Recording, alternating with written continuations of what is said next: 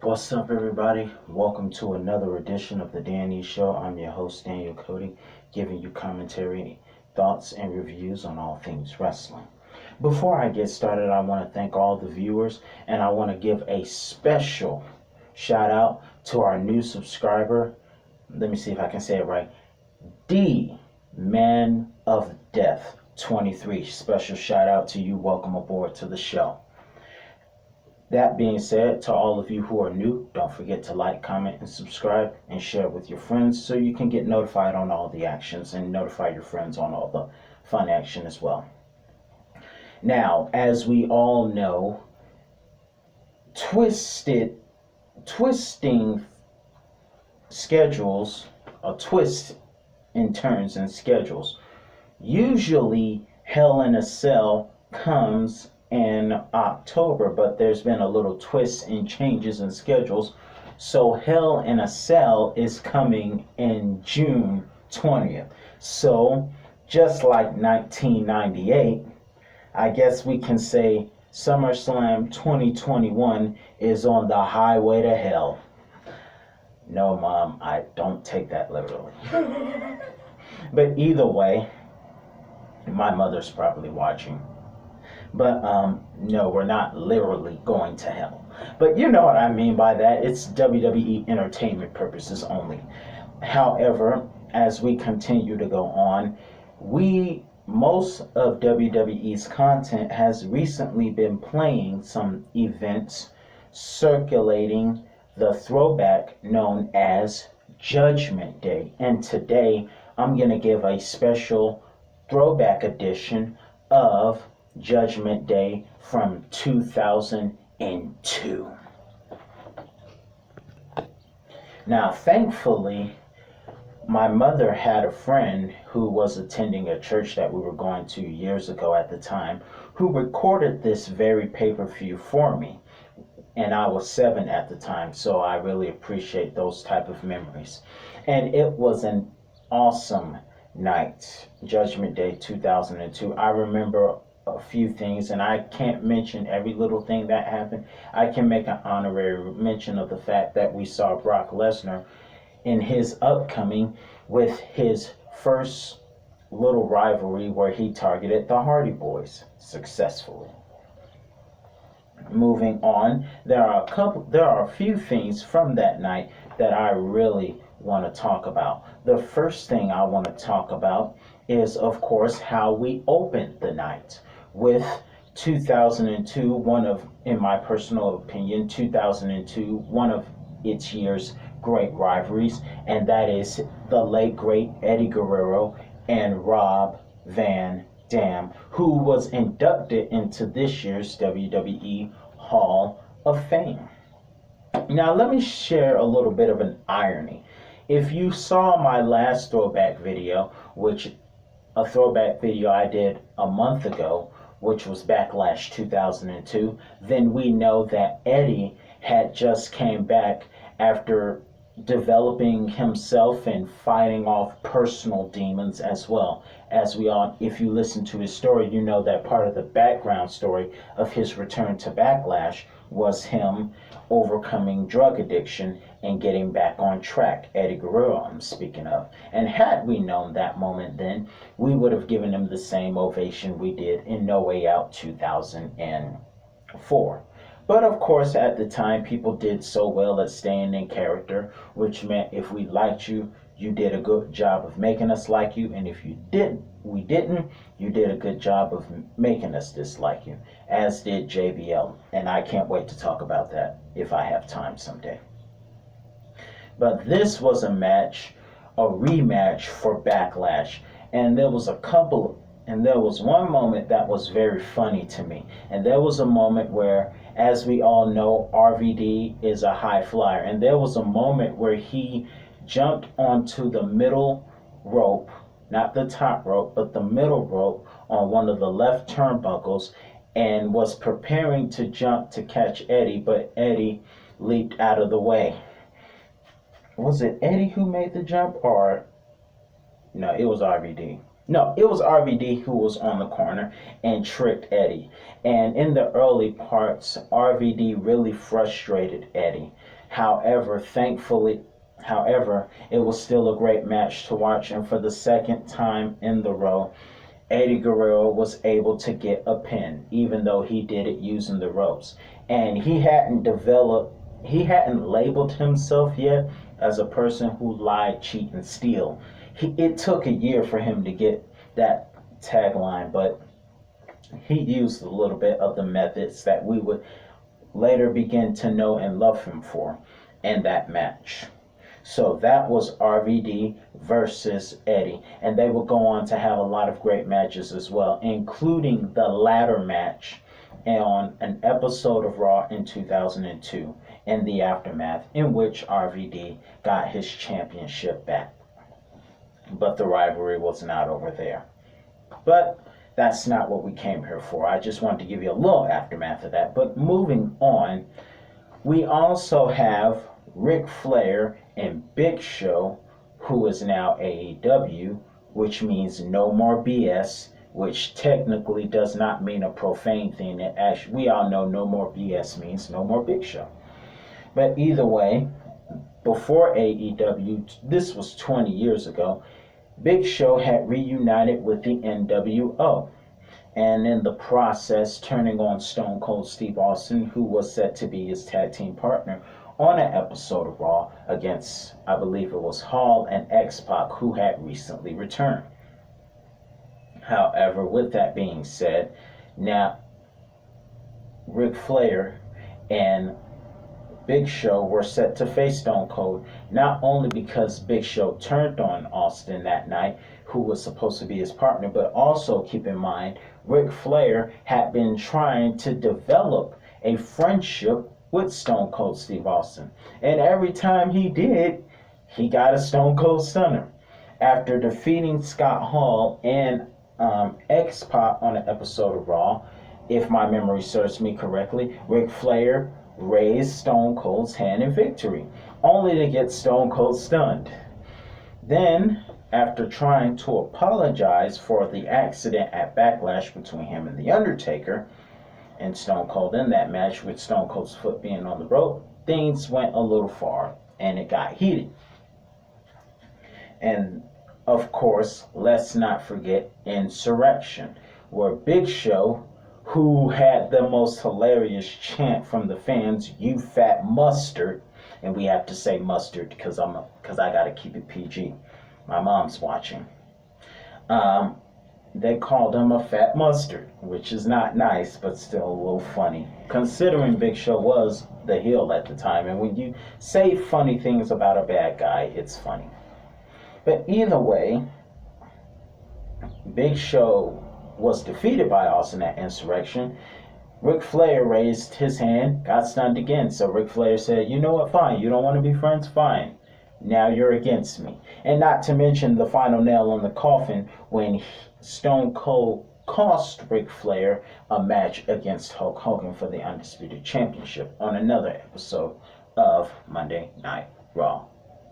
So they were set to fight off in a tag team match, and boy, did Stone Cold come out swinging. He did everything he could. He even went to fighting dirty. No, that was Ric Flair who delivered that low blow behind the referee's back. He grabbed the ref and just, But that's Ric Flair being the dirtiest player in the game. But Stone Cold was able to win that match. But the thing I found funny about that match was when Ric Flair and Stone Cold Steve Austin were both giving out their own chest chops. When Ric Flair did it, the crowd was like, "Woo!" When Stone Cold did it, the crowd was like, "What?" So it was the woos versus the whats. Ric Flair, "Woo!" Stone Cold, "What?" Ric Flair, "Woo!" Stone Cold, "What?" When they chanted chops, it was very entertaining watching the crowd go back and forth like that. You had the "Woo! What? Woo! What? Woo! What?" It was entertaining as far as I am concerned. It was very entertaining to me. And speaking of entertainment, Edge versus Kurt Angle. That match was not just great wrestling, but great entertaining as well. And it was just so awesome because they were able to mix the wrestling and the skill set alongside with the entertainment. From the wrestling standpoint, you had both guys giving everything they had. It was a very epic match. It was almost like something you could have at a WrestleMania, because it is not often that someone kicks out of an angle slam. Angle slam is the same move that put away The Rock at No Mercy, and Edge kicked out of it, I believe, twice. Yeah. No, it was somebody kicked out of something twice. It was Edge kicked out of Kurt Angle's Angle Slam, and Kurt Angle kicked out of Edge's spear, I believe, twice. And then not only that, but he came back to deliver a spear of his own. Move stealing, epic kickouts, all the makings of an excellent match, in my personal opinion. But what made it great was near the end. Edge won via roll-up, which meant Kurt Angle had to be shaved bald, which means, for those of you who are wondering, Kurt Angle did used to have hair, and he looks the way he does today because of what happened 19 years ago. So thank Edge for that. Kurt Angle has a head like Stone Cold, thanks to Edge. So let's all remember that. However, the head shaving part was hilarious. I fell out of my seat. Kurt Angle tried to run away and hide, but of course it didn't work out.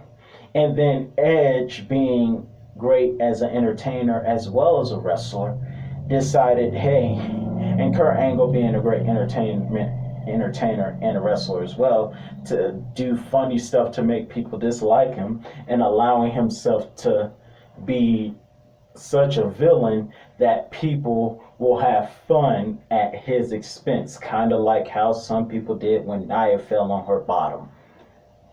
You know, don't you just love when a villain or a bully gets theirs? And Kurt Angle definitely got his that night, because instead of the fans chanting "you suck," they started chanting "you're bald," and I laughed hard. See, and I want to also point this out.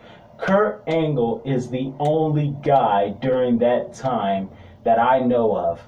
He is one of the only men at that time to break the 11th commandment.